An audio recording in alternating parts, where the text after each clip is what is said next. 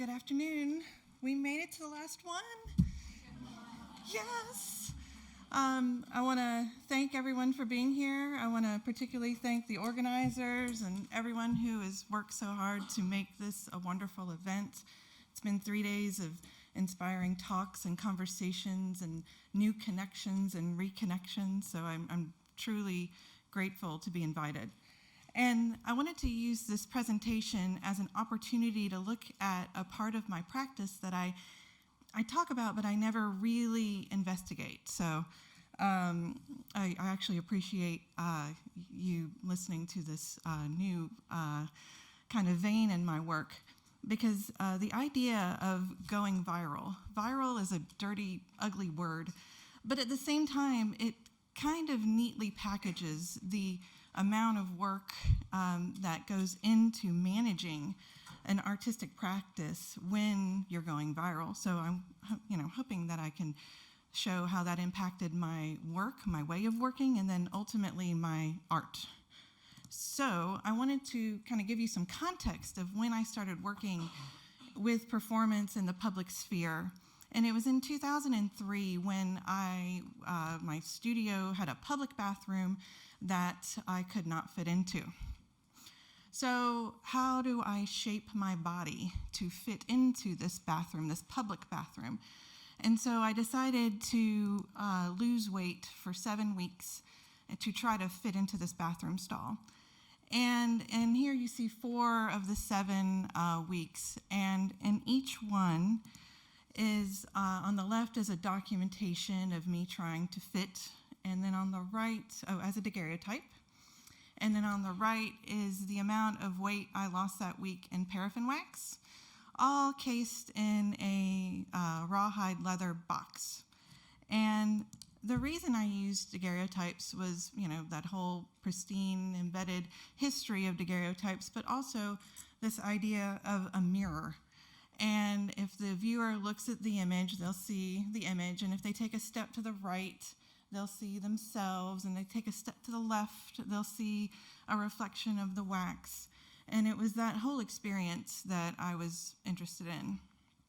So we're going to kind of go forward to 2010, when I was working on a series of self-portraits where I was just taking pictures of myself in places where there's lots of food advertising and all this kind of social pressure, and it wasn't about anybody else. So I went to Times Square in the Coca-Cola steps, and I set up a camera and took a picture.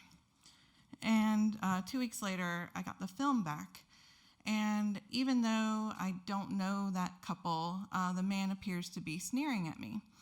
And I thought, well, I've seen people look at people, and I've heard people say some things about me, but I never thought I would have captured that. And so I set out to, on a social experiment, to try to see what happens when people walk by me.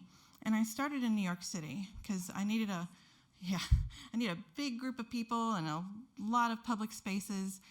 And I have to say a couple of things. One is I don't know any of these people. I don't know what they're thinking. It's an unaltered moment in time that starts a conversation about the gaze and how we use it to communicate our thoughts about other people, and really how we determine our own self-value based on how others see us, okay? So, and also how I decided after New York that I really needed to travel in order to get a diverse group of people. So at the time, and apologies on my part, my bio is not updated on my website. Everything I taught my students not to do. I moved from Memphis to Belfast, Northern Ireland, about a year and a half ago, and I'm teaching up at Ulster University. But back then, I was basically teaching and doing an administration position, 2 full-time jobs, basically. So the only time I could do this project were on little holidays and breaks, and then over the summer, I learned that, because I can't afford to travel, but if I developed a professional practices abroad class, that I could have students from all over the School of Art for weeks and teach them how to present their work and develop a portfolio, and then I'll set up portfolio reviews wherever we go, and then while they're off being students, I'll do this project. And so that's basically how I got it done. And so the way the pictures are taken is I'll set up the shutter speed, the aperture, the focus point of where I'm going to stand. And 99% of the time, bribe is a tough word, but I would offer dinner to a student so they wouldn't have to eat hot dogs. And they would basically hold the camera around their neck, like with a neck strap. And I would, when I see groups of people coming, I would tell them when to push the button. Pretty simple.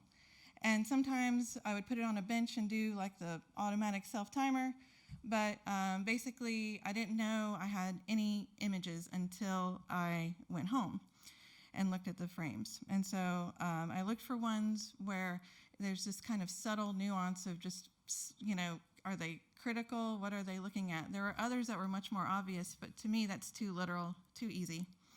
And so in 2015, the Magenta Foundation was going to publish a book of the work, and I had a deadline.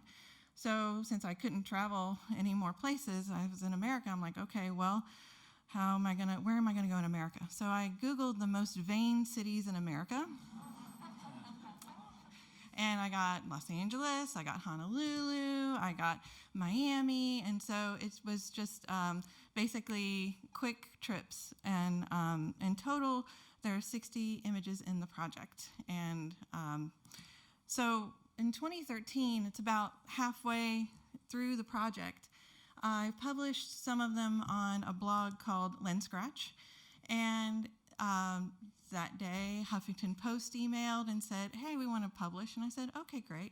The next day, Daily Mail UK published, and then it went viral, like big viral. And so being, I'm very interested in public, public discourses and working with the public with the work, but I never thought of mainstream viral media as a way of getting that done. So the good thing about viral media presence is that your work is seen by lots of people. So between 2013 and 2015, it probably went viral, I hate that word, probably about 3 or 4 times, and was seen by over 250 million people based on the readership and viewership of the sites. And that, that's, how can you get more public than that? And then on top of that, people that I really respect, like the feminist newscaster Nora O'Donnell talked about my work. Like that would be so high on the list, it would even make the bucket list. So, there are incredible amounts of good things. But I want to talk for a moment about the way of working and how it impacted my work. So this is just a month, February of 2013. And on the far left, you'll see where there's nothing, like no engagement with the website. And so through the month, and depending on what articles publish when, you'll see up to 60,000 people engaging with the website and about 2,000 emails a day. And so this is on top of my regular email, like not my work email, but my practice email. So I would wake up and, just start working on answering emails. And to give you an idea, I couldn't afford an agent. I still can't afford an agent. But basically, each of these, this is just a quick summary, but the top 2 rows were basically the first 2 weeks. And then the last ones that I want to talk about, also, there are lots of interviews that you actually have to spend a lot of time and effort and care on that actually don't see the light of day.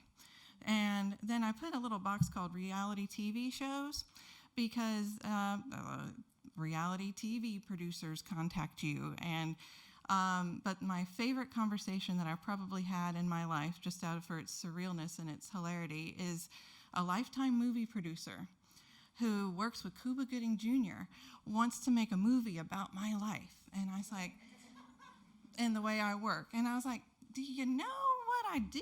It's real boring, it's real boring. And she says, oh, have you ever watched a movie and it said inspired by true events? And I was like, of course. And she's like, all they do is they take a little bit from the person's life and they put it in the script. So your character will be a photographer and you're a big gal, so it has to be a rom-com. And we'll have Melissa McCarthy star in it. And okay, Melissa McCarthy's huge now, but like in 2013, she was like white hot, right? And I'm just like, lady, she's like, do you have a funny story of how you met your husband? No, I don't. And she's like, well, we're going to make this movie, and it's going to, and so I had to talk to her because, I mean, come on, we're all laughing. It's, but we never talked again. But to give you an idea of how these mainstream writers write and think, they want the now, and they want it now. They want something new. They want it now. And so I would wake up at 5 in the morning in Memphis, and because a lot of these people, that's normal, sorry, I don't sleep, and I would wake up, and because these people are 6 hours ahead, I'd be like, we want to publish your work, yay. And then 2 hours later, here's the story we're going to write about your work. Can you please respond to these questions? We haven't heard from you, so we're about to publish a story, and it's wrong. It's all wrong. It was wrong. I mean, you name it. Like aliens came and abducted my body, and that's who they were photographing. Anyway, so in order to control the narrative around my project, I had to respond. I had to stop, and I had to respond, and I had to say, no, that's not what it's about. It's about this, because they were going to publish anyway. So it turned into a 40-hour unpaid job. Okay, unpaid. Let's talk about that. In the beginning, they're going to run the story anyway, and I'm working. I'm doing these things between teaching and administration. I'm just trying to manage the narrative, right? Also, the mainstream licensing agreements basically say, for $100, I would have to take on the burden of any legal action that came to them and it mentioned my name. Not worth it, okay? So managing, and now it's more like, unless the work is going to increase in profile or the publication, or it's going to actually mean something to the audience, I don't do that anymore. But yeah, in an hour, I got to answer these if I responded, if I saw it within the hour. So pretty much, and this was every day. So I would say I did an interview. I had 500 emails for about 2 years, 500 emails a day for about 2 years, with little peaks. And so just keeping it up, right? And then, funny thing that Emma writes in my book is, I know when the Pope quit. I don't know nothing about that, but the Pope quit on February 28th, 2013, because that's when I wasn't wanted. Like, nobody, I was going to be on, whose show? I was going to be on Anderson Cooper Live. I was booked, I was scheduled, I had flight tickets. The Pope quit, it stops. So then they have to go after that. And then it pipes up again. Pipes up. So I talked about the positive things of going viral, but then there's the negative. And so from the minute that Huffington Post got published, I got an email, and from someone was like, "You're ugly, drop dead." And I'm like, I just busted out laughing. And so ever since then, including up to last week, anytime somebody writes something negatively about me or sends me a negative email, I just bust out laughing. And so I started saving them. And so there's blogs, there's, all the platforms. There's 4chan, there's all the nasty dark web stuff dedicated to how, not criticizing the photographs, which I would expect, but more, I'm fat, I'm ugly, I don't deserve to live, and I'm going to die. So how do I respond to these people? And I thought, well, if I write to them, it's just gonna fuel them. Because keep in mind, these are not isolated people. These are bloggers, the blogs dedicated, and Facebook comments. It's just they fuel each other. So I didn't want to write anything. And so they're using the internet as a weapon, okay? How can I reverse weaponize this? Or not even reverse, just weaponize it. I don't need reverse in front of it. But how can I use the unique aspects of the internet to respond? And I realized that an image cannot be removed from the internet. Okay, another phenomena, right? So I whittled it down from thousands to 60, then to 25. I don't know why 60 and 25. It seemed like a nice number. But 25, I found their public profiles, and I costumed myself to look like them, and then I put their hateful comments in the picture.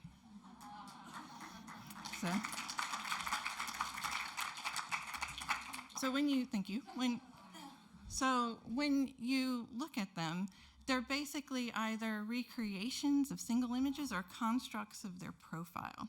And this is stuff, I did not spend more than 5 minutes researching anybody. This is all public, right? And so this idea of, what is public, what is private, you don't own your likeness, actually, y'all. I could have taken their names. This guy, he emailed me from his professional email, signed with his name, with his address, and basically he's trying to help me. He thinks I don't realize how ugly I am, and if I just knew I needed to put on some makeup, I would make the photograph so much better. So he was my case study, actually, and I worked with different ways, and I just thought, you know what, this is something, it's going to go on the internet, it's never going to be able to be removed. They're going to self-identify. So if they identify themselves, hey, it looks just like them, but not enough to come up on a Google image because I tested. So how do I work? All right, so let's just take this typical comment, and I've blacked out the name just because whatever, it felt right. And then I look at his profile, and there he is in a Speedo.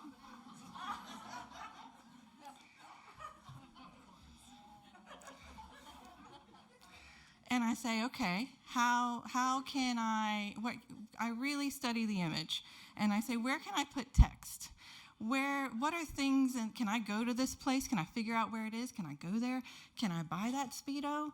Is there, and that's basically how I whittled down my group. Because if I could really, if I could find what they were wearing, that was like and I did. I found those Brazilian cut swimwear trunks, found them, got them, very different model. And then,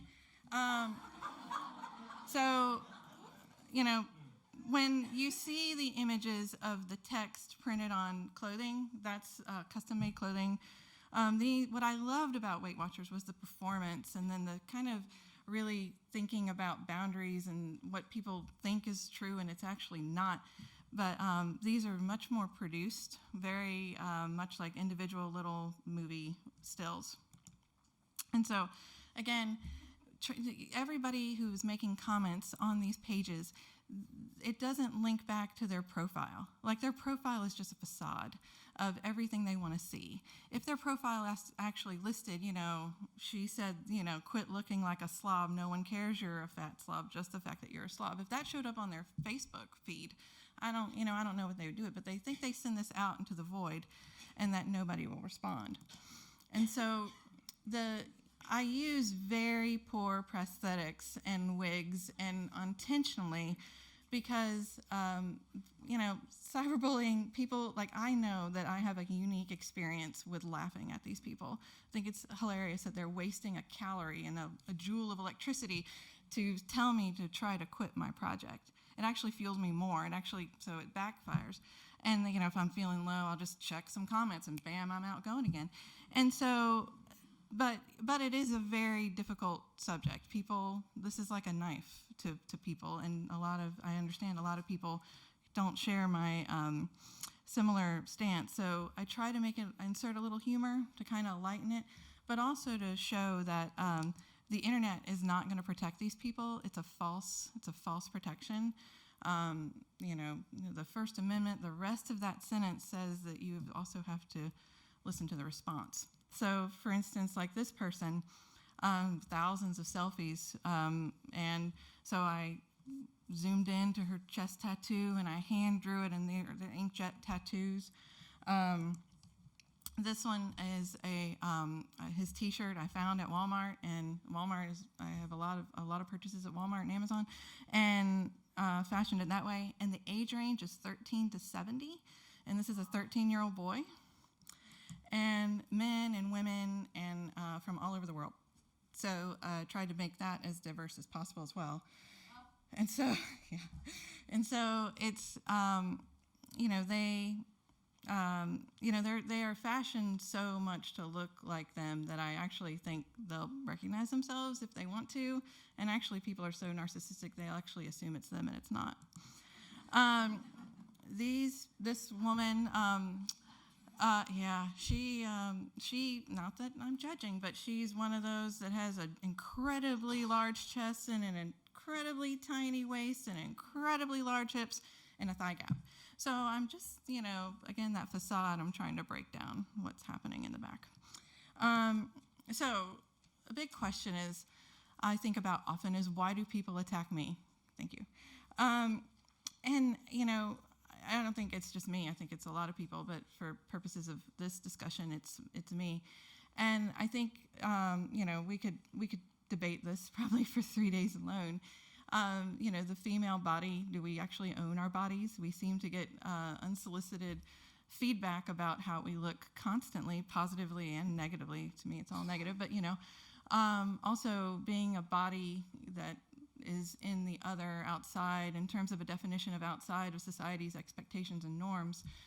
With Weight Watchers, I wore what I had on that day, except minus the, going to the beach, let's go to the beach, at Muscle Beach is right off the side, people are working out.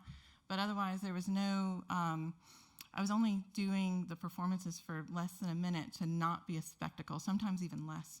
So I think this idea of having the confidence to put yourself out there and publish work that is of the other is going to get a lot of criticism. So I like to talk about, what's the future? What does the future hold? And so I think about this idea of power and influential people, and I'm going to, if in talking to a lot of people around, the past few days, there's a lot of people that say some crazy things that they're too powerful to you to actually say, like, what the hell are you, do you know what you just said to me? So I'm going to do a little bully pulpit with them and see how that goes, Basically, if they're never going to work with me, why do I even need to worry about it? Why, I could sit in a corner and pine, but then I could actually get it done. And then, because people think that I dwell on negativity, I also am working on I received hundreds of positive emails from people and messages from people that range from thank you to I was in the middle of committing suicide and your work came across my phone and I stopped. Like, oh my gosh.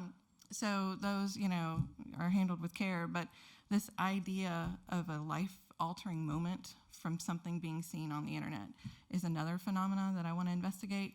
And so I want to collaborate with some of those people and create another series of probably self-portraits. But and this is an email from a man who is desperately seeking my help to save his wife because she means the world to him, and she hates the way she looks, and she constantly tries to change her body, and she's his everything, and he just is looking for anything that will help her, and at the same time, he makes fun of other overweight people. So we're actually, I'm collaborating with them right now. They're the first couple, but I thought I would leave us on the poor person who reached out to Exposing Feminism to start a change.org petition to get me to stop doing Weight Watchers. So, yeah, that's a poor thing. Like, we have a term in the South that, like, oh, that poor little thing, poor sweet thing. The fact that they have tools at their disposal, they just don't understand how petitions work. And actually, my university would actually just kind of throw it in the accolade pile if, like, good job. Anyway, thank you. If you want to continue the discussion, please reach out.